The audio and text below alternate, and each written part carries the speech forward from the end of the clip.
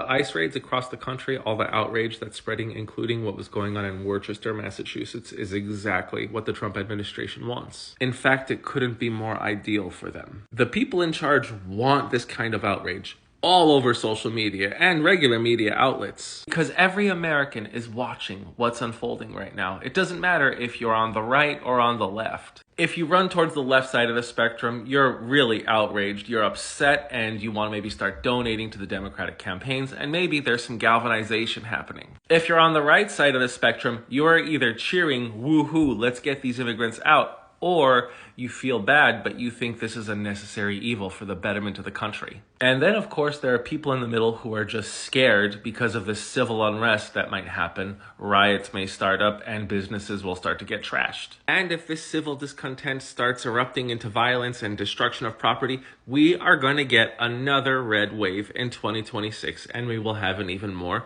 red Congress. While there are oodles and oodles of rage being spread all around the country, there's also two main classes of fear. There's one fear on the left for people who are descendants of immigrants, who are maybe afraid of losing more of their rights, maybe even being deported themselves or detained. And then there's people on the right who are afraid, and people just in the middle who are afraid of destructive civil unrest, and they are going to vote red. But another purpose that these ICE raids are serving beautifully for this administration is that it's distracting people from seeing the legislation that's currently being passed. Nobody's paying attention to HR 3321, 3320, or any of the bills that are either taking away from the regular guy or giving to the top 1%. Nobody's paying attention to the one key thing that keeps fueling all of this civil unrest, and that is tax avoidance for the rich. And I'm not talking about people who make a couple $100,000 a year, or I'm talking about the uber 1%, the people who have tens, if not hundreds of millions or billions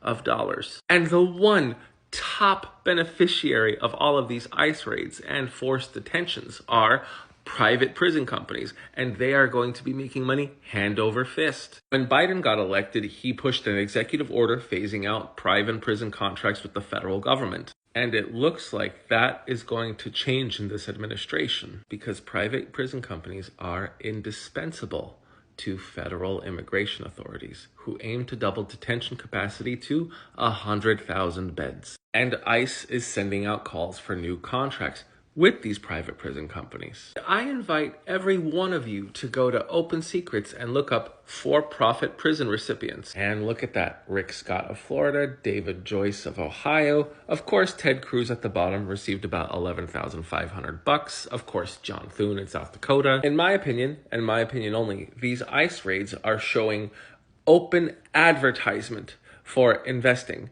in private prisons. If you guys really want to do something, protesting is useless. What y'all should do is find out where each of these congressmen are, and anyone in these members' states needs to make these congressmen's life very difficult in every legal way possible. Remember, these for-profit prisons, a lot of them are publicly traded. They are very vulnerable to what the public could possibly do. And if somehow it is no longer profitable for them to build new facilities or to hold immigrants who are unlawfully detained, then what can the federal government do? Thoughts and prayers, donation, silent vigils, that isn't going to change anything. Plenty of that happened under the first Trump administration. Did ICE go away? Did more private prisons stop being built? No. Mass violence will just get more Republican congressmen elected, and of course, it'll give this administration an excuse to be very strict and maybe even introduce martial law, which half this country would agree with. In my opinion, the only way to effectively go after this issue is to attack it financially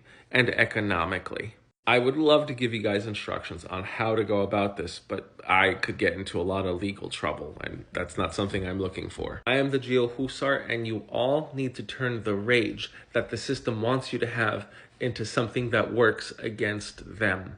Thanks for watching.